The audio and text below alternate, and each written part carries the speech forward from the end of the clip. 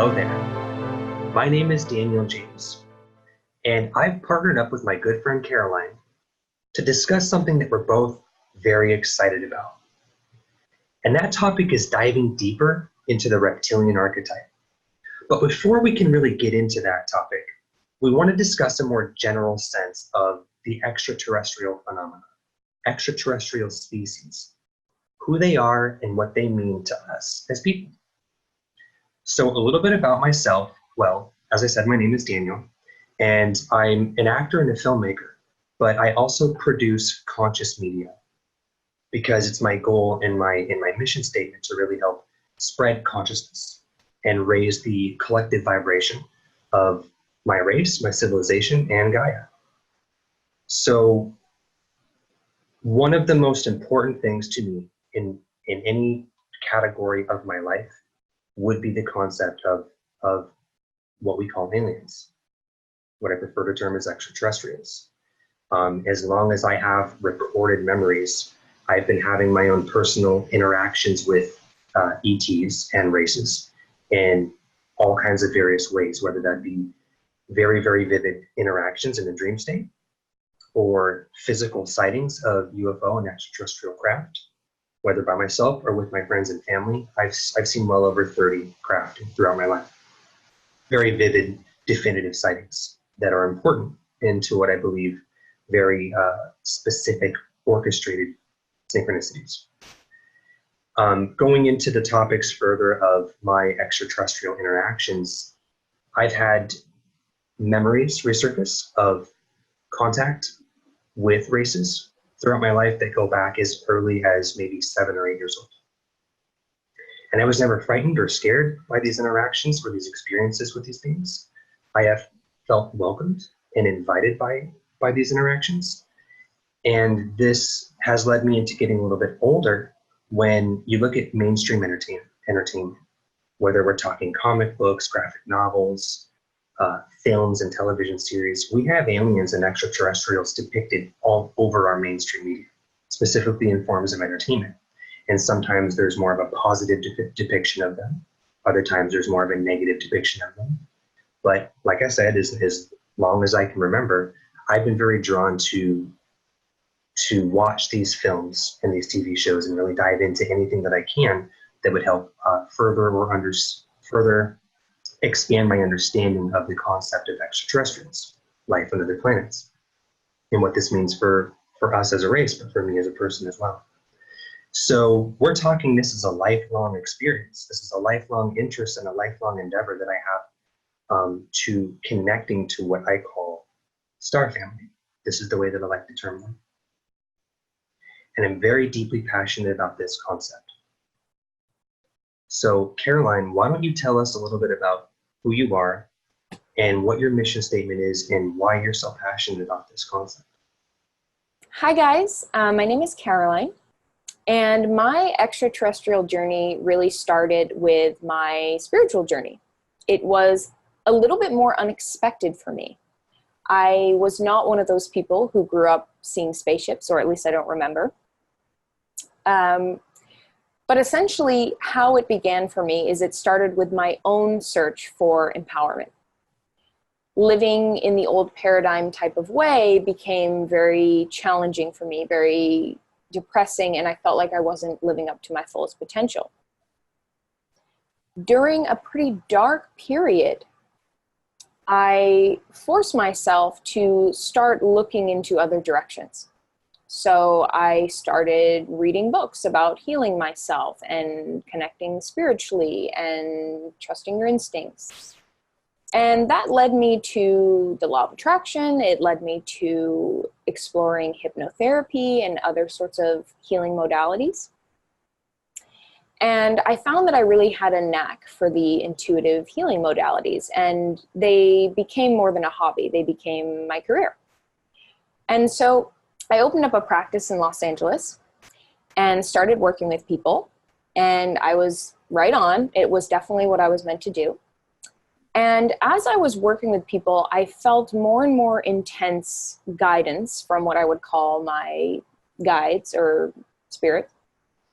And it started to actually come out in the clients that I was working with, they would sometimes start channeling beings, or they would start bringing through information that didn't really make sense to me. And lo and behold, that continued. And of course, this was very exciting to me. So it just seemed very natural and obvious. So moving forward with that, as I continued into my journey and continued exploring into the depths of metaphysics and spirituality, naturally I came across more. And I felt literal connections to ETs using the information they were giving out that was for empowerment. I felt more. It almost felt like they were knocking on my door and asking me to connect with them. So it started pretty slow with just listening to their teachings and being curious and, using the teachings in my day-to-day life. And then before I know it, I started receiving information on my own and through vocal channels of my connections to these beings. And then I was able to actually contact them on my own. So from there, the door has opened even wider, and I'm very excited to continue connecting with all sorts of beings that would like to connect. And my passion is bringing all beings to the forefront, but especially beings who you would define as maybe the underdogs, or those who maybe are not talked about as much. And also to help people really connect with their own parallel incarnations, extraterrestrial connections, and their own intuitive connection to themselves. So I'm very, very passionate about empowerment and connecting with what is all around us, which is always within us as well. So what Caroline and I would like to do is we want to talk about several extraterrestrial races that we feel are prevalent and relevant to the human race. So I'm going to discuss two races that I feel are more of the well-known titles that people may or may not be familiar with. And I'm going to start with the Anunnaki. Now this name triggers a lot of emotion and a lot of ideas. The Anunnaki are the race that are most known for being responsible for the creation of Homo sapien, of mankind. Now, if we want to talk a little bit about them as a race, the way that I understand them is the versions of the Anunnaki that were responsible for the creation of mankind in the way that we are now, in the way that we understand it. They are actually beings from Sirius, old, ancient Sirius. And these beings have been depicted physically, sometimes as being very large humanoid beings, almost godlike in a sense. They've also been described as having blue tinted skin, and they've also been described as being more serpent-like, depending on the culture or the form of history that's referencing them. And speaking in terms of the Anunnaki's physical appearance, the Anunnaki were shapeshifters in the sense that when they download into our reality, or they download onto our planet, they have the ability to look or appear a certain way.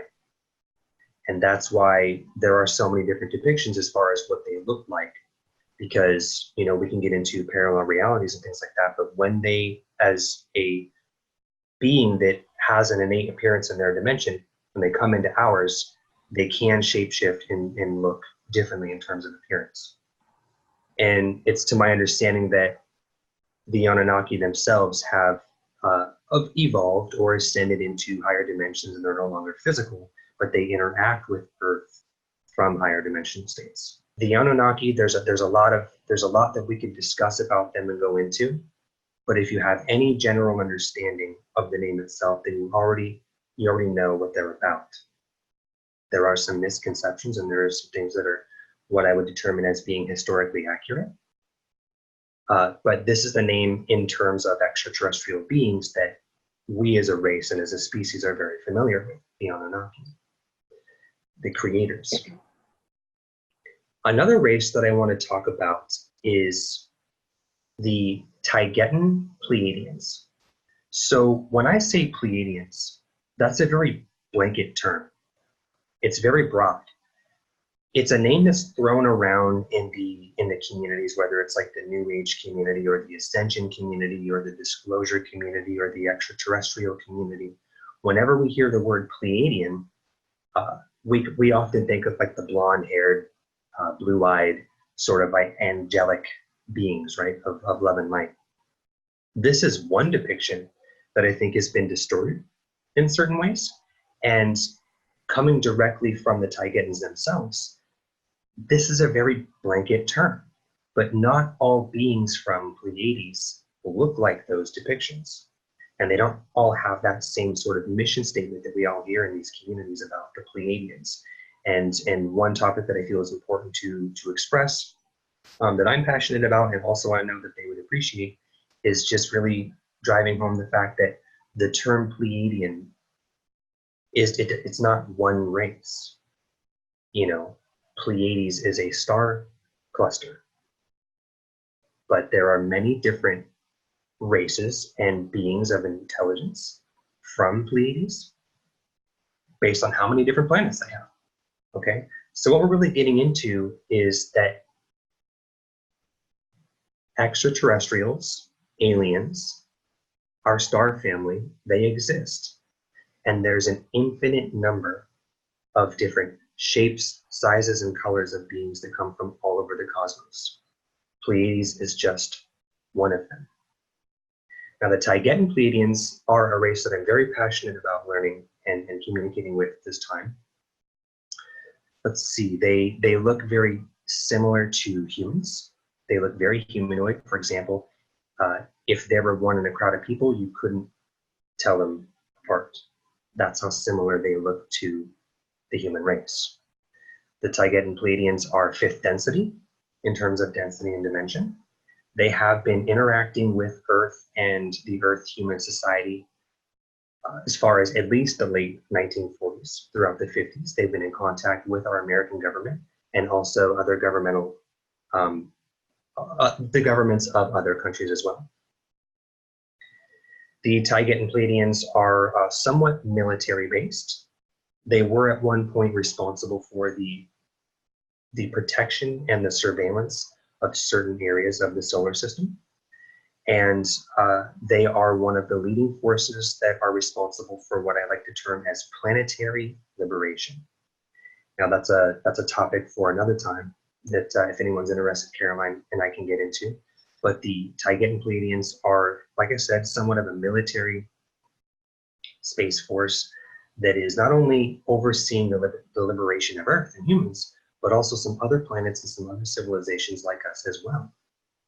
Now, these beings have craft stationed all around the Earth and the solar system in an effort to help, what many call the ascension process, or what I'm just going to keep referring to over and over and over again as planetary liberation. So these are good friends of ours. They're a very loving race. They're a very helpful race. But they really want to be referred to as the Taygetans and not just Pleiadians as a blanket term. We really have to sort of change the way that we look at the word Pleiadian and stop lumping, that entire star cluster into one species. So those are two of the races that I feel many people are familiar with the names of. If someone says the Anunnaki, a lot of people are familiar with that term. If someone says Pleiadians, a lot of people are familiar with the concept of the Pleiadians. So, Caroline, why don't you tell us a little bit about some of the races that you're interested and passionate about? Sure. So the races that I'd like to talk about are a little bit more common, or you hear about them more. There's more stories out there. So the terms that I'm going to be using are the Greys, also known as the Zetas, and the hybrids, also known as the Sasani or the Yael, the specific hybrids that I'll be talking about. So to explain this whole story, we have to first start by understanding that time, as Albert Einstein has spoken about, is not the way we think it is. So if you haven't already in your own life, if you could just open up your mind for a second so I can tell the story, to the understanding that time, although there is the experience of linearity, in this context, everything exists now. So if you know that, that will help the story make more sense. So in the 70s, the 80s, and the 90s, there were lots of reported alien abductions. And some people have still used that term, and some people use the word contactees. They feel a little bit more connected to the experience, but that's not something I'm going to talk about today. So these abductions or these experiences, the ones that I'm talking about, the most commonly reported, are from the beings that we refer to as the Greys. This is a very stereotypical big head, big eyes, little body, actually more white in color, but gray for the sake of this conversation. And so the most fascinating thing about these beings in particular is that extraterrestrial maybe, yes, but alien, no. They are not actually alien. And the reason why is because they are actually a parallel version of humans who de-evolved in a separate timeline. So that brings back the time understanding. So the story goes that these humans chose intellect and knowledge, favored it over spirituality and emotionality.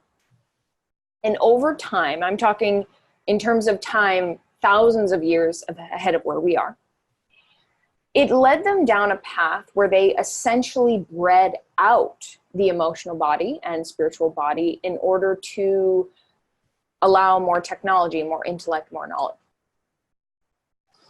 And this actually shows you why their appearance makes sense and why it appears so different from the human being that we know now. It's because, again, the big head and the little body, they favored the brain. And so this went on for a while and led them down a path of cloning, mutating, all sorts of stuff. A little bit like what we're doing in the realm of consumerism, just for intellect. And so essentially it got so bad where their technology could not actually repair the damage to their planet, the damage to their own reproductive system.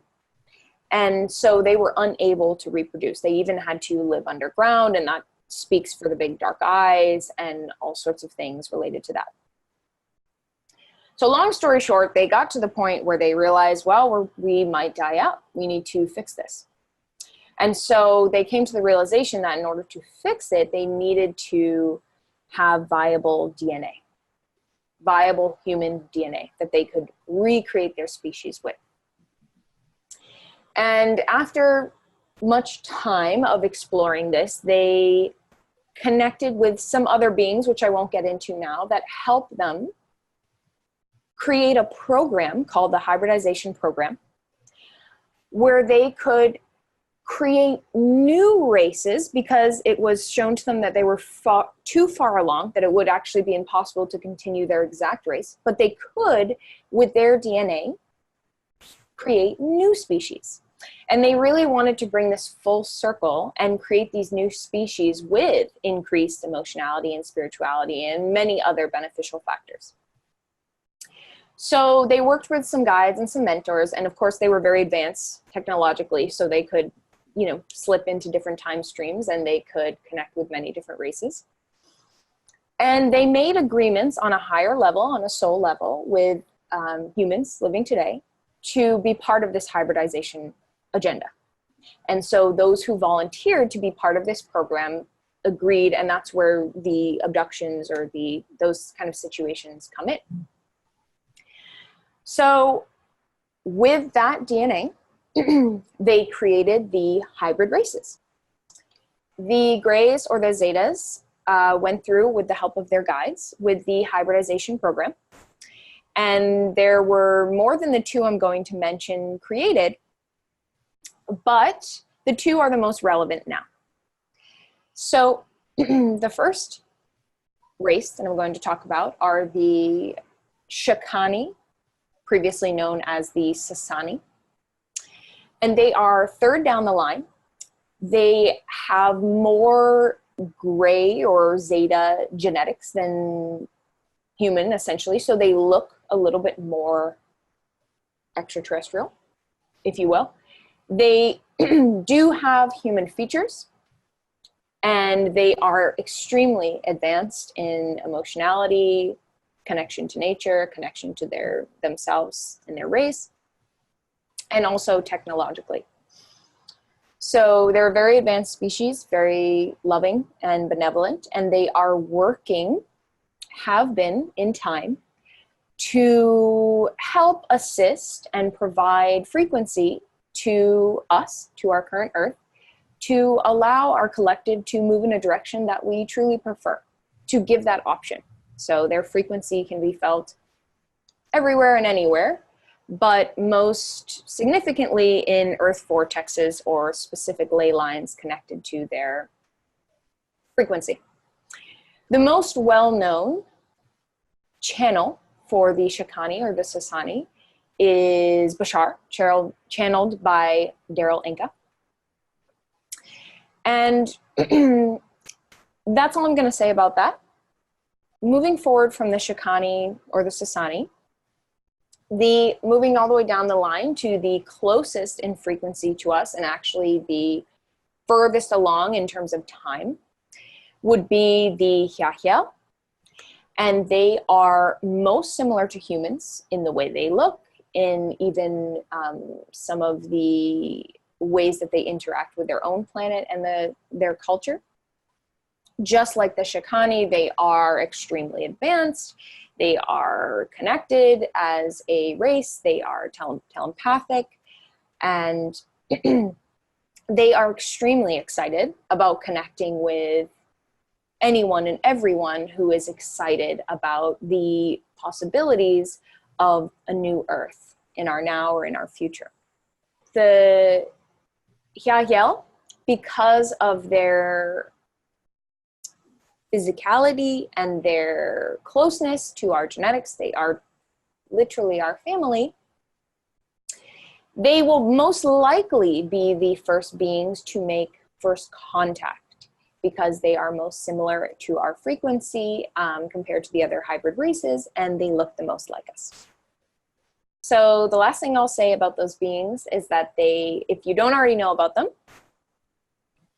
which you might, but go look them up, because they are extremely helpful, loving, fun, playful, funny, and they are trained in their own civilization. They are trained to help us with this process, because they are literally our family. So these are the beings that Daniel and I were excited to talk about. And we encourage you to do your own research if any of this was new information for you. And of course, if you have any questions or comments, we are extremely passionate about these beings, so you can feel free to reach out to us, either one of us. So beyond those species, the beings that we are most excited to talk about today is related to the Reptilian Archetype. This is a very racy topic. It brings up lots of uncertainty, lots of unanswered questions, lots of confusion, some negativity as well as some positivity and new information. So both of us are very excited and connected to this topic. Okay, so Daniel, give us, if you will, a description of the reptilian species and what we know about them, and dive deeper into that. So let's talk about the reptilians. The most familiar race that we have in terms of the reptilian, this gets back to the topic that it's very generalized. You know, it's a very blanket term when we hear the word reptilian, just like Pleiadian. We as a race and a species, we all think one thing, okay? So let's talk about that race. The race's name is the Dracos. Now, the Draco are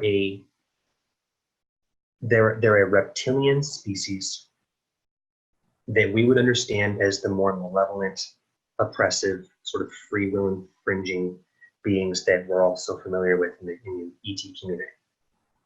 These Dracos also go by another name that we use, which is called the Kingu. Now, the term the Kingu, which is relatively new in the community, is the term that they actually refer to themselves as. So we know them as the Dracos, but they also use the term Kingu within their own species. Now, the Dracos are a subspecies of a much older race to what I understand is maybe the oldest physical reptilian archetype, which is called the Alpha Draconians. So it's important that we separate the terms Alpha Draconians from the Dracos because they are different races and they are different species. Although connected, the Alpha Draconians are some of the earliest physical template that we have in terms of physicality. Now, the Alpha Draconians were the race that were sort of some of the top dogs, some of the strongest in terms of military force when we go back all the way to the Orion Wars. Speaking in terms of galactic history, many people are familiar with what's called as the Orion Wars. Well, the Alpha Draconians were one of the leading war machines of that entire paradigm. And over linear time, in terms of evolution and ascension, the Alpha Draconians have actually transcended malevolence. And so that specific species is not the free will infringing type anymore. So it's really what we're talking about here is the Dracos, also known as the Kingu. So that's a little bit more of a look into the difference of those races and a little bit about the history of them. So we've talked a little bit about the more malevolent, sort of oppressive archetype in terms of the Reptilians. But it's very important to state here that there's also positive beings as well. Many, many, many, many, many positive races of extraterrestrials. I'm going to do that again. So now that we've talked a little bit about the more malevolent or, oppressive archetypes of the Reptilians, it's important to say that there's also very positive races as well. Many different positive species of extraterrestrial, including Reptilians. And that's going to get us into the very exciting topic about this whole thing that we're doing, okay? I'm what's called as a trance channel. So if you're familiar with channeling, I go into an altered state by altering my brainwave frequency, and I can will do as what's called as vocal channel other consciousness beings, whether that's spirit guides or extraterrestrials. We go into the channel state and we can communicate to these beings and as these beings. Now, I set out to produce a film in 2015 called Those Who Seek. And the film was a little bit about my spiritual awakening and getting into channeling as an excitement. And as an actor in the film, I decided that I didn't want to portray channeling or fake it or act it in any way. I wanted to actually learn how to channel for the film, for that authenticity. So I taught myself how to channel. And the very first being that my spirit guides connected me to was a species from a planet called the Za. And this species, they call their entire race the Za, which is also the name of their planet. Because these species don't experience separation the same way that we do. We don't have an understanding of the difference between, say, for example, Caroline and myself.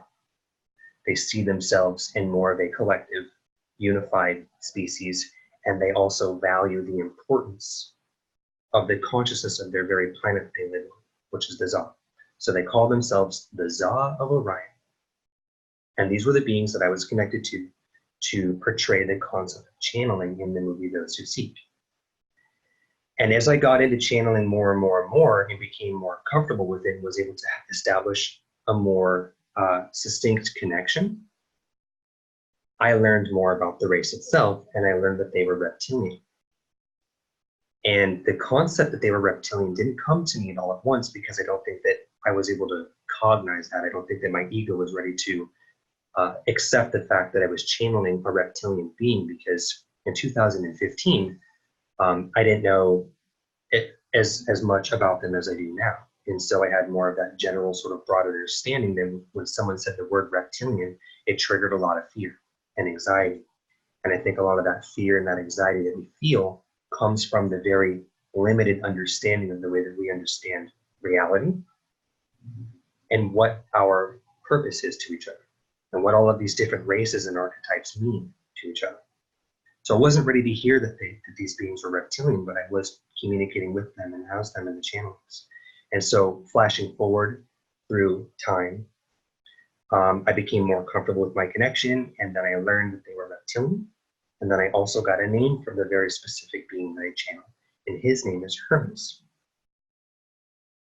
Hermes is what I would describe as an ambassador of sorts. He being part of the reptilian archetype. These beings were created similar to the way that humans were created, but for a more specific reason. The Za and Hermes directly, they're sort of here to deliver a message, not just to humanity, but to many of the third density, third dimensional races that still experience a lot of separation. They're here to sort of offer a new perspective, very gradually, very gingerly, talk about a new way of looking at the reptilian archetype as a species, as a race, as a paradigm. Because when we say the word reptilian, more often than not, it can trigger a lot of negative emotion, fear, and anxiety. And there's a lot of reasons for this, which we will discuss. But Hermes, my guy, you know, our friend, mine and Caroline's friend, he's one of the most loving and generous and peaceful and excited beings that I've ever channeled and I've ever communicated to in this way. And I think that this is because this very specific reptilian race, by design, was created to help us look at the entire system in a new way. So let's talk a little bit more about the Za and the way that they look, their physical appearance. They average in about 4 feet in height, maybe a little bit shorter. They are bipedal, which means that they walk upright like humanoids do. They do have that sort of reptilian skin and that reptilian texture. The color of their skin varies from greens into bluish tones into more earthly tones, some browns and things like that. They have, if you want to try to picture their face, the way I understand it is they look a little bit like an upright crocodile. If a crocodile could smile. They wear clothing. I know that they have very demonstrative robes and things like that. So they do have some sort of very modest clothing that they wear. I'm trying to think of like an example that I can offer. I can't believe they wear clothing. That's amazing. They wear clothing. If I had to sort of give an example of what they look like in terms of a description or a character that we can all relate to, almost like a Yoda, if Yoda were a lizard. They're very happy. They're very jovial. I get the sense that they're always in a state of joy. And although some of them are more serious, I know that Hermes is very lighthearted and playful, even though he's the scientific type. But to really dive into the Za of Orion, we have to talk about their purpose and the reason that they were created. And the Za were designed in a way similar to the Essassani or the Shikani, where Bashar, in a sense, is a first contact specialist, while Hermes is an ambassador for his race. And what his mission statement is to really shift the paradigm and change the way that we look at the reptilian archetype and start looking at that trauma from the Orion Wars and some of that trauma that we're processing as a species, and being able to sort of heal that and look at reptilians in a new way, considering some new information about them in a positive way. That's really their purpose. That's really why they're here and what their mission is. Caroline, my friend, we've established another connection together, haven't we? Yes. I want to talk about this connection. Tell us about this being that you work with. Tell us about this entity that you feel very passionate about, you have a connection to. Absolutely. So, the reptilian being that I would like to talk about, that I'm connected to, his name is Theodore, which translates to God's gift. And he is an ancient reptilian. In this now, he is technically non-physical. However, he did live a very long and physical life as an alpha draconian. I think it's important to say that name, alpha draconian, because there has been the confusion that we mentioned before with the Dracos. These ancient beings, the alpha draconian, are benevolent. They are not malevolent. They have lived through and seen negativity in their physical form, and that's a very long story, but we can attribute it to humans and our journey becoming one with ourselves once again, becoming truly accepting of all beings and races and the dance of dark and light and polarity. So Theodore, or as Theo as we've been calling him, is, like I said, Alpha Draconian. He is connected to the Alpha Draconis race. And so he exists in what you would describe as fifth or sixth density as a non-physical being. However, because he is most connected at this time to the Reptilian Archetype, he does show himself in that form, and he can densify himself into that form if that were ever to be a situation.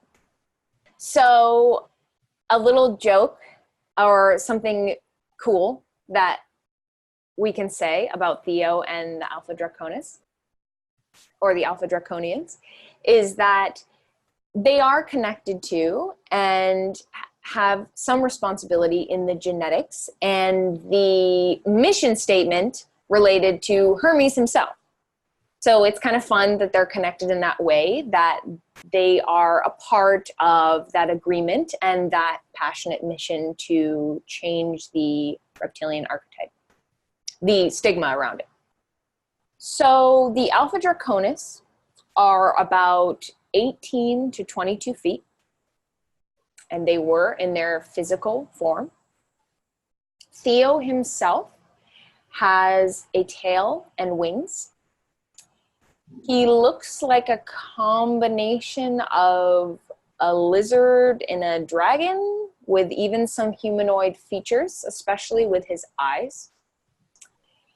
He has more rings around his eyes than we do. And he has the ability to connect on a very deep emotional level by looking into the pupils of his eyes. His skin is tinted bluish green, and he has wings, and he presents his wings with scuffs and holes in them, because for him this connects to his journey, of his hero's journey of living in a society that went from malevolence to benevolence. And on that topic, I'd like to say it's very important to say that the Alpha Draconis did go, as Daniel mentioned, from malevolence to benevolence. We're talking eons, epochs of time. And as they exist now in this state, they are ambassadors as well, just like Hermes, and they help seed, as I mentioned before, other races who bring about the benevolence. They also go to various civilizations that are either in a form of suppression or going through a big transition into evolution in a very positive way, and they provide help. Theo in particular is connected to me. You could call him a counterpart, a guide. And he is helping me most with first bringing through this information, bringing through this type of energy. But specifically, he is helping me in my own process and journey with balancing densities. So transforming darkness into light. And the most important thing that I want to bring across is he's extremely loving. And he's actually very playful. When I first started to connect with him, which interestingly enough, he was connected to me for a long time before I actually looked into the connection. This is common for many people to use to pull information and not necessarily need to know where the connection is from, because sometimes that actually slows down their process. So for me, I became aware of Theo when it was relevant for me. However, he was providing me with advice and answering my questions before I even knew. So we've been friends for a while. And the funny story that I'd like to tell is when I first connected with him, based on, just like Daniel, based on what my ego mind thought, based on what I had known about the reptilian archetype, I immediately assumed that he was negative. And I felt a great deal of fear. And even as the fear started to relax and wane, my mind would still tell me stories about who he was, and almost I would translate or I would filter the information in a way that my mind thought it had to be. So because he's reptilian, I thought that he had to be kind of growly and, you know, really, really intense, and because he's big as well. Now, he does have big energy, that's for sure. But what I have learned from loosening my definitions and opening up to him more is that he's actually very excited and playful. It's like having a giant child next to you. And what I perceive to be very serious information, I have since learned from him, has actually been very playful. He likes to go about learning processes in a very playful way. So the point that I'm trying to get across is, yes, there was a stage that I had to really look into all aspects of the reptilian archetype and get myself comfortable with letting in his energy and letting go of my own fears. The way I previously defined him, although he is very big energy, although he is incredibly strong and powerful, he couples that wisdom with a childlike play. And that is actually what him and the Alpha Draconis prefer, at least when they're working with me, is they very much love to play. So it's funny that I perceived him as the serious one, and it turns out I was the one who was being very serious in the way that I was connecting with him. So we've changed that, and once I was able to let that go, I was able to connect with him much stronger. So speaking in terms especially of the Alpha Draconis. Could you start over real quick? Yeah. Yeah. So that's Theo. And speaking in terms of the Alpha Draconis and the Reptilian Archetype, and I kind of hinted on this a little bit before about the process of going from dark to light, the process of balancing polarities, which is very much what our human journey is all about here. So understanding this dance between light and dark, and understanding that there are many different beings across the spectrum, all sorts of beings, allowing ourselves to get in touch with more than just the information we've been presented with, to allow in new understandings and new stories.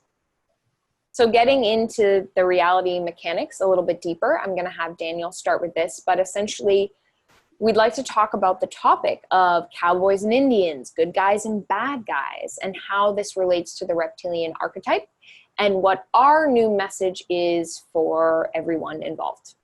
So Daniel, if you would talk about this topic. Yes, let's do this. I'm very excited to explain to you what I'm going to explain. the cowboys and Indians, the good guys and the bad guys. So we are human beings having a human experience.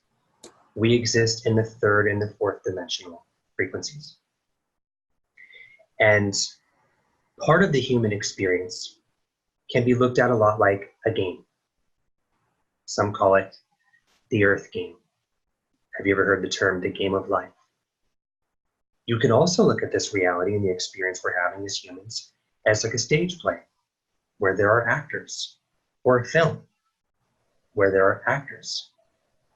And in these games and these stage plays and these films, you have characters. You have the good guy and you have the bad guy. You have the hero and the villain. But using the analogy of a stage play, when you see the way that the villain's depicted and what they mean for the hero, and you see the way that the hero's depicted and how relevant and just their mere existence aids and assists and serves the villain, then you take a step back and you understand the more broad perspective of what the story is in the game of life, what this stage play is, or what this movie is, and what it means for the characters. Because when we participate in a story, we are really wrapped up into the drama of it, because we associate ourselves to the characters that are being depicted. But it is still a story that's being told or experienced. Now, what happens when you watch a stage play and you see the villains chasing the heroes and the heroes ultimately, achieving their victory in whatever way that's told? And you root for the hero and you get so angry at the villain and the things that they do to you. But when the story is done and the stage actors, they stand together hand in hand and they take a bow, the audience stands and the curtain falls. And behind the scenes, behind the curtain, that same villain and that same hero,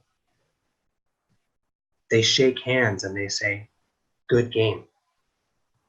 And they're friends backstage. So what does the cowboys and Indians mean?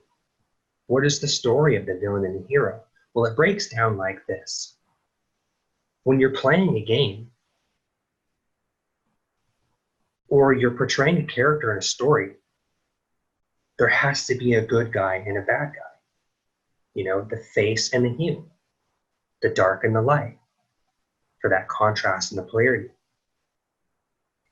And what this means is, although somebody signs up to be the villain and somebody signs up to be the hero, the good guy or the bad guy, they're all still working towards the same goal. And although one is seemingly negative and one is seemingly positive, it's all part of the game of life. It's all part of the play, part of the illusion. Somebody signs up to be the bad guy and somebody signs up to be the good guy. And this is for the sake of the experience of it. So we as humans who have a physical incarnation on Earth at this time, we're playing the game of polarity and contrast because it's relevant for us. And some might say that Earth is a prison. And it is, with the right perspective. And some might say that it's a school. And it is, with the right perspective. I believe that it's both. And in order to play the game of life, in order to go through certain levels of training and certain experiences that you might not be able to have in other versions of reality and other dimensional states, we come here to play the game. And there are physics and there are rules to this reality. And there happens to be that contrast and polarity where there is a villain and there is a hero. There is villainy and there is virtue. Well, what if I told you that the Reptilians, the Dracos, the Kingu, they were just the ones who signed up to be that villain for the humans? and for many other races throughout the cosmos?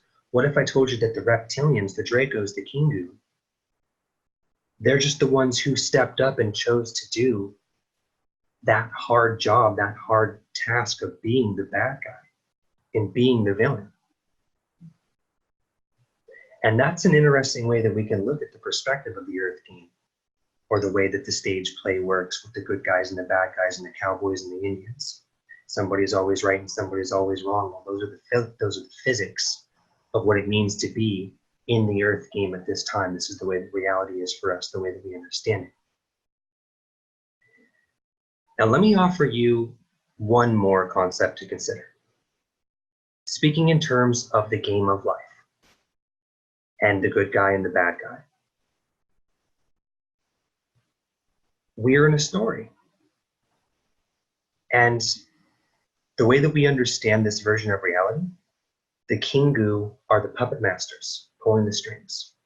And they're behind a lot of the oppression that we as a race and humanity are experiencing. Well, what if I told you that in this game of life, in this story, this stage play, this movie, the Kingu, they too have puppet masters above them. And just as we villainize them, what if I told you that they also have villains of their own that they're subservient to? Hermes has brought this concept to me in our channelings together, and he's teaching us a lot about the history of the Dracos, the Kingu, and he's showing us a little bit more about what's behind the curtain of this version of reality that we all collectively create. And the rabbit hole runs deep. There's also another reptilian race that exists right here on Earth, more specifically inside Earth. And to paint an even broader picture for you, this specific reptilian race that's right alongside of us here on our planet, they're afraid of humans. They live in hiding. They live in secrecy. Their entire society and their entire race live in total secrecy outside of the human eye. And this is because of the fear that they have of us. And what I'm doing here is I'm offering you new perspectives, new ways to look at the reptilian archetype, so that maybe you can see things in a new light and understand that we're all playing a game here. And we're all playing roles that are very important to each other and very relevant. Caroline, what can you tell us about that? The relevancy of the good guys and bad guys concept. So what I want to talk about, especially related to my connection with Theo, as I mentioned before, he's helping me with balancing densities, learning about that. So what I would like to talk about is how you can use this understanding, this dark and light, this polarity, this good guys and bad guys concept that Daniel has talked about. So what I have learned from my connection with Theo and in my own journey is that darkness or challenging experiences exist in the game so that we can learn more about ourselves, so that we can grow. And it all ties into the nature of reality, the truth about who we all are at our core. And I won't tell you what to believe. I'll just tell you what I believe, and that is that we are all, that is, experiencing physical form. And yes, there's many layers to consciousness, but at the end of the day, it is all one unconditionally loving consciousness. And each entity, each individual experiences itself as its own consciousness that is self-aware. But at the end of the day, we are all on some level one. So how it relates to this dark and light, this duality understanding, is that without experiencing that sort of challenge, or without experiencing an idea that you don't prefer, You are not able to reach for that higher perspective you wouldn't have been aware of without the lower. So I'm going to just say it very plainly right here. In terms of what we've been talking about, the reptilian archetype, the opportunity in the gift is that, one, if you've come across the information, any information in terms of dark and light, it means that you have some sort of connection to it, you have some sort of playing field with it, you can use it. So if you come across information that is dark that you don't prefer, specifically here about the idea of being controlled and manipulated and having your free will infringed upon, which, by the way, the emotional empathy, the experience, the trauma of anything like that is not taken away, is not thrown out, is not pointless. So they can both exist. There can be an emotional experience and it's absolutely validated, it's not invalidated. However, there are two ways to use it.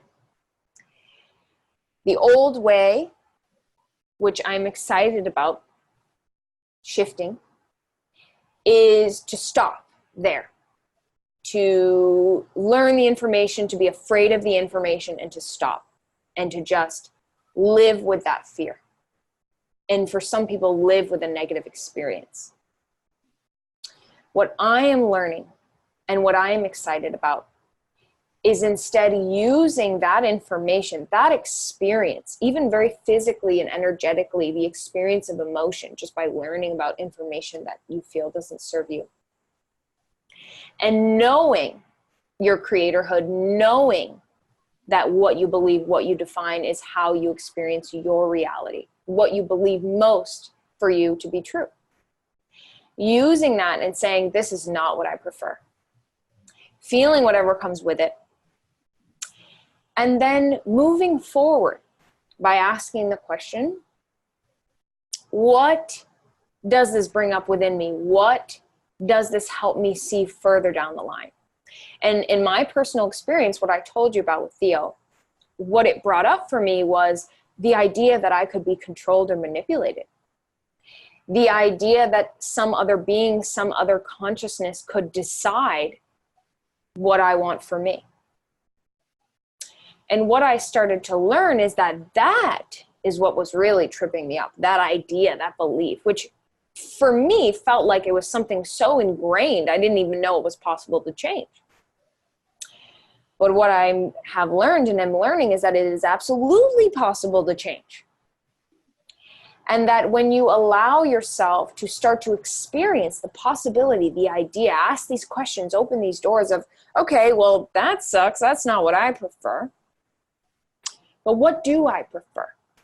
Well, I prefer to believe that I am an individual with free will and I am equal to everything in consciousness. I may not be experiencing all that is and all the information because I'm living this physical, dense reality. I may be exploring this one particular idea. However, I know that everything is made out of unconditional love and everything is consciousness in its own right, which means it includes free will. And so I choose to believe that, yes, I will be discerning in who I connect with and what I look into. But I choose to believe that I decide which frequency I'd like to match or believe as my own. Because at the end of the day, everything we experience is within us. You can have a conversation with someone and someone can tell you, you know what, I think you're ugly. But your reaction to it is yours. Your emotional response to it is yours. If you decide that that is true for you, if you decide what they say has any effect on you, you will experience the emotion. But if you'd like to be powerful enough to say, okay, look at it neutrally, or, well, that was mean. That's not what I prefer. It's okay to have the initial reaction. That's normal. But it can last for a matter of seconds. It can last under 30 seconds naturally. And then beyond it would be self-judgment or beliefs getting in the way. Here's how I used the polarity dance, and here's what happened. So in terms of the reptilian archetype, with the help of Theo, I allowed myself to look very deeply into it. I went all the way to the core of the worst of the worst. And I will not lie to you, I was emotionally affected. But this time I used it. I used that fuel, I used that fire, because I know now that it is the same energy, that love frequency being filtered in a different belief system, being filtered in a different way. And I reminded myself and my fears of, okay, remember, this is a game, like there are agreements made on some level. And I transmuted that energy and asked myself, what is it that I would like to do with this? And I said, well, I know that the dark and the light, as you continue to expand your awareness, you will become aware of both, because that's how reality works. But that doesn't mean you have to experience the negative side. You can become aware of it neutrally. So knowing that, what I did with the information is I took it in, I transmuted the emotions, and I asked myself, what do I prefer to believe? I prefer to believe that this story, this idea, this concept of the negative reptilian game was a story, and it has played itself out. And that I am ready in my reality to move forward with a new story, where I can allow myself to stretch beyond what I thought was possible, and stretch beyond what beings I thought existed, and connect and be free without holding this giant fear that I am somehow manipulated and controlled, and that I have free will and I can decide for me what is right for me, leaving room for learning and growth with discernment. And so I decided to do that. And truly, the feeling, I can't even describe it to you, was so intense, of the empowerment and the love and the freedom. What happened shortly after that is that many, many doors opened for me, and beings that I wasn't previously aware of started to connect and communicate with me. And so the point of this story is that I allowed myself to take an idea that I felt was almost unconscious. It was so deep, the idea that I could be manipulated or controlled. And I allowed myself to find a different perspective and embody that. And it worked. So it also brings me to the understanding of compassion and true non-judgmental understanding. And also knowing that it's okay that there is a process for us. It's okay that we can still have judgment and fear and uncertainty. It's not a perfect process. But what I leave you with is the idea that there is so much available for you. And anything or anyone in your life that may trigger some sort of negative emotion is also, on the other side of the coin, giving you a gift, an opportunity to come into contact with more of your power, just like I was able to do. Many of us are. So I invite you to ponder these topics and question what you feel is really true for you, and if it works for you still, or if you'd like something new for yourself, because it's all valid and it's all real, and it's all contained in the one unconditional love that we are. Working with Hermes and Theo the way that Caroline and I do has really shifted my heart and my perspective, and broadened my scope of the awareness of reality that I have. And it's my intention and my desire that in some way, shape, or form, this information has helped you. Maybe you've heard something new, or maybe it's shown you a new way of looking at things. Because I'm very passionate about empowerment and sovereignty. And I'm a little bit of a flower child in the sense where it's like I really want peace. And so what that looks like to me is healing old trauma and looking at things from a more heart-centered perspective. And what this has done for me is it's helped empower me and look at my reality and the life that I'm having in a much more sovereign way. And it's been transformative. And it's my hope and intention that in some way this information could also be transformative for you. So I would like to say thank you on behalf of myself, Theo, Alpha Draconis, all the reptilian beings and other extraterrestrial beings that we are connected to and connecting to, and for really letting me explore this platform and my passion of the empowerment, as well as Daniel, and bringing through more beings, because I'm fascinated to learn more about other beings that I'm not aware of. So I really hope that this conversation opens up new doors, or it entices you to communicate the beings that you're connected with, so that we can all learn and we can all grow together. And what I'd like to leave you with, or what we would both like to leave you with, is that in order to start to really change the reptilian paradigm archetype, stereotype, we would like to introduce an idea from Hermes. And that is this: we will start using a hashtag to represent this idea of changing the stereotype and allowing those beings, those benevolent beings, reptilian species that are unable to communicate with us because of the intense fear and trauma in our race, to allow them to come out. So we are going to be using the hashtag free the lizards. And this is thanks to Hermes. He decided that this would be best, and the Za, that this would be the best hashtag to use. So we are going to be using it. And if you are excited about this as well, we invite you to use it. And thanks again, and we'll see you next time.